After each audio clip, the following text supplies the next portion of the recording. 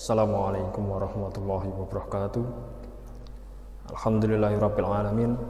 Assalatu wassalamu ala asrofil anbiya'i wal mursalin sayyidina wa maulana Muhammadin wa ala alihi wa sahbihi ajma'in, amma ba'du. Yang saya hormati Bapak Kepala MTSN 4 Bojonegoro, yang saya hormati Bapak KTU MTSN 4 Bojonegoro, yang saya hormati Bapak Ibu Guru beserta karyawan-karyawati MTSN 4 Bojonegoro, yang saya hormati Bapak Ibu Panitia Matsama MTSN 4 Bojonegoro tahun pelajaran 2021-2022 serta anak-anakku yang saya banggakan. Pada kesempatan ini, marilah kita bersama mengucap rasa syukur kehadirat Allah Subhanahu wa taala, yang mana pada kesempatan ini, di tengah pandemi ini, kita masih diberi nikmat sehat sehingga kita masih bisa beraktivitas, melakukan kegiatan tanpa halangan suatu apapun. Yang kedua, sholawat serta salam senantiasa kita curahkan pada baginda Rasulullah SAW. Semoga kita semua selalu mendapat syafaatnya baik di dunia maupun di akhirat nanti. Amin Allahumma amin. Anak-anakku, siswa-siswi kelas 7 MTSN 4 Bojonegoro, sebelumnya saya sampaikan selamat datang dan selamat bergabung bersama keluarga besar MTSN 4 Bojonegoro. Semoga 3 tahun ke depan kalian menuntut ilmu di MTSN 4 Bojonegoro diberikan kemudahan, kelancaran, dan semoga ilmu yang kalian dapat nantinya bisa menjadikan bermanfaat. Sebelumnya saya perkenalkan diri. Nama saya Setyoko Esti Cahyono. Saya mengajar IPS Terpadu dan di sini saya mendapat tugas tambahan sebagai Wakil Kepala Madrasah bidang akademik, yang nanti di sini saya akan menyampaikan materi tentang kegiatan belajar mengajar. Cara belajar efektif untuk memahami materi pelajaran. Kita pahami dulu apa arti dari belajar. Menurut Hilgar dan Brouwer, mendefinisikan belajar sebagai perubahan dalam perbuatan melalui aktivitas, praktek, dan pengalaman. Jadi diharapkan setelah belajar atau melakukan proses belajar, kalian diharapkan ada perubahan. Jadi akan ada perbedaan antara anak yang mau belajar dan tidak mau belajar. Tujuan belajar efektif, yang pertama, pengumpulan atau akumulasi pengetahuan.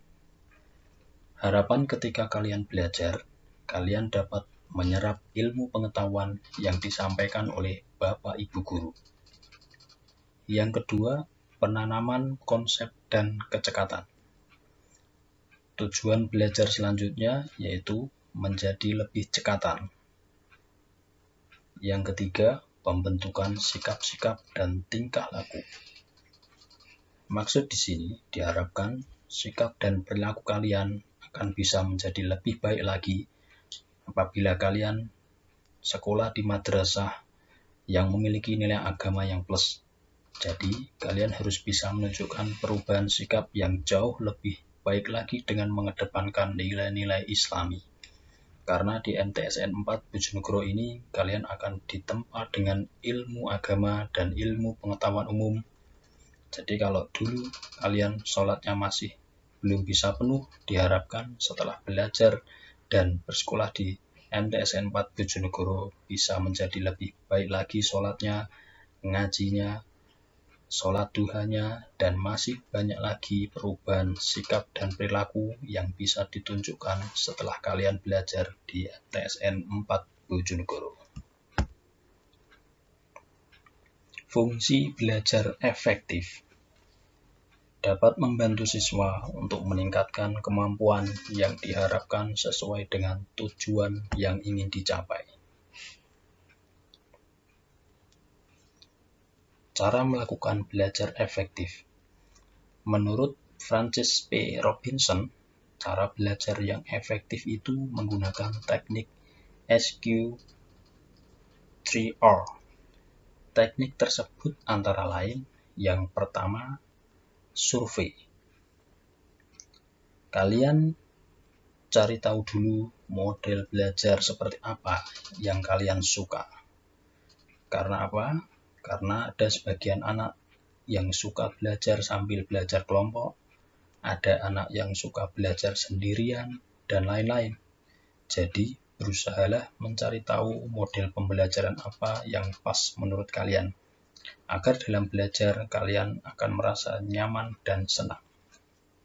Yang kedua yaitu question, yaitu bertanyalah apabila kalian tidak paham. Karena apabila kita malu bertanya, maka akan sesat di jalan. Ada peribahasa yang mengatakan seperti itu. Boleh bertanya kepada orang tua, kakak, ataupun bapak ibu guru apabila ada materi yang belum kalian pahami. Yang ketiga, read. Read di sini dikandung maksud membaca. Banyak-banyaklah membaca, karena membaca adalah jendela dunia. Semakin kalian banyak membaca, maka semakin banyak ilmu yang akan kalian dapatkan. Apalagi di masa pandemi ini. Pada saat atau pembelajaran sistem daring pada saat pandemi seperti ini, maka jangan diartikan kalian libur. Tapi daring di sini karena kondisi negeri ini dilanda pandemi atau wabah, maka untuk demi kesehatan dan keamanan, maka untuk kalian dihimbau untuk belajar daring. Jadi jangan dianggap libur, tapi tetap belajar. Jadi walaupun daring, kalian harus tetap belajar. Jangan menyanyiakan waktu dan harus banyak membaca. Kemudian recite. Recite di sini maksudnya mencatat materi yang telah disampaikan Bapak Ibu guru. Karena apa? Karena kalau kalian hanya mengingat saja, mengingat suatu saat bisa lupa.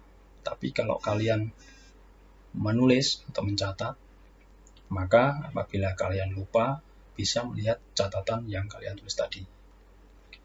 Selanjutnya, review.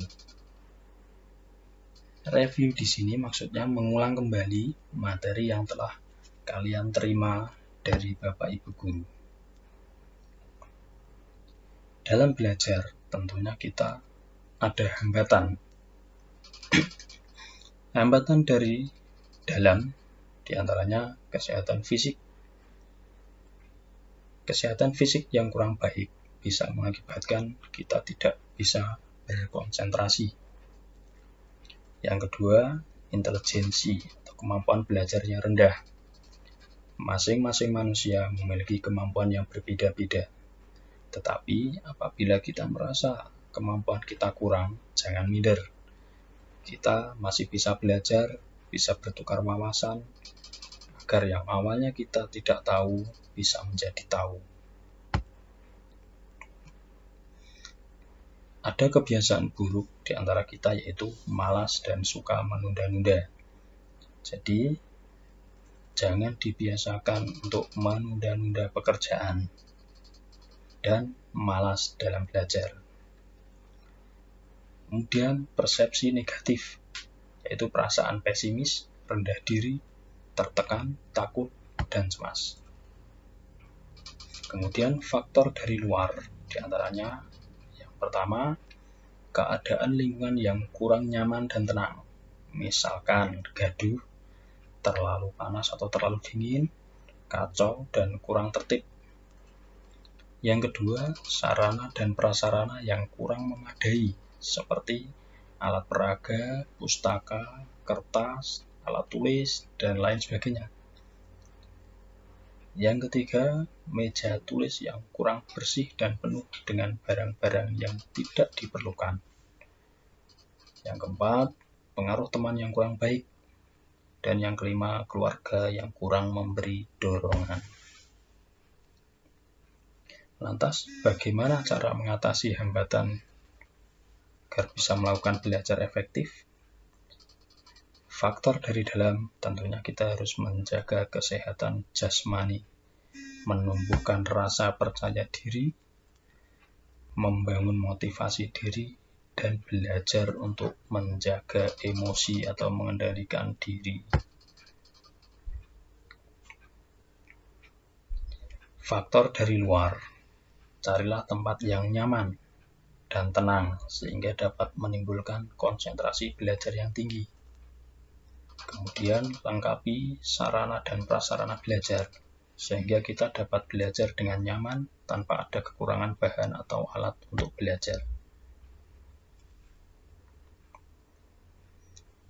Biasakanlah untuk merapikan meja belajar sehingga kita dapat fokus dalam memahami mata pelajaran.